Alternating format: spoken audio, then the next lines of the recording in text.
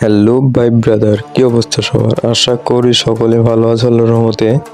তো আমি আজকে একটা ফাইনাল রেজাল্ট দেবো ইনফিনিক্সের হট 30 এই ফোনটির।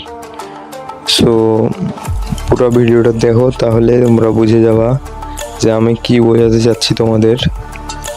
তো অনেক ইউটিউবার এই জায়গায় সেটিং দেয় যে কোনো ফোন ল্যাগ মারলে বা হ্যাং করলে 4x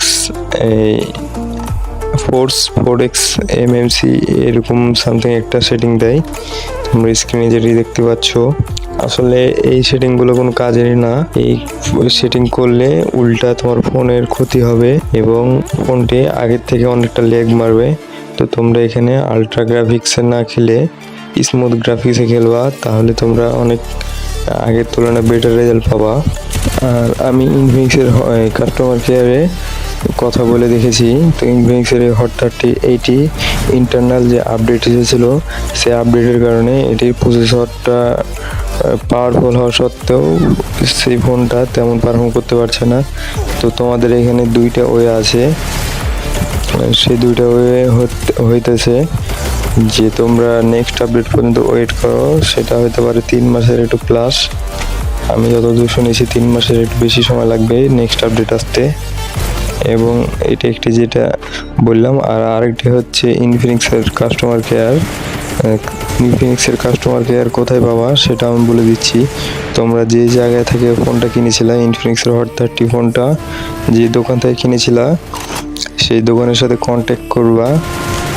তাদেরকে বলবা যে আমাদের এই ইনফিনিক্সের কাস্টমার কেয়ার কোন জায়গায়, তারা সেখানে ঠিকানা দিয়ে দিবে। সেই ঠিকানাতে গিয়ে তোমরা এই কেয়ারে গিয়ে তোমরা সমস্যাটা জানাবা যে এই সমস্যা আমার ফোনের, তাহলে তারা একটা সলিউশন দিবে। কারণ কোনো ব্র্যান্ডই চাইবে না যে তাদের ফোন বা তাদের যে কাস্টমার তারা বিরক্তিকর পরিবেশ একটা থাকুক। তো এই দুটি হচ্ছে পথ বা উপায়, যেটাকে বলো।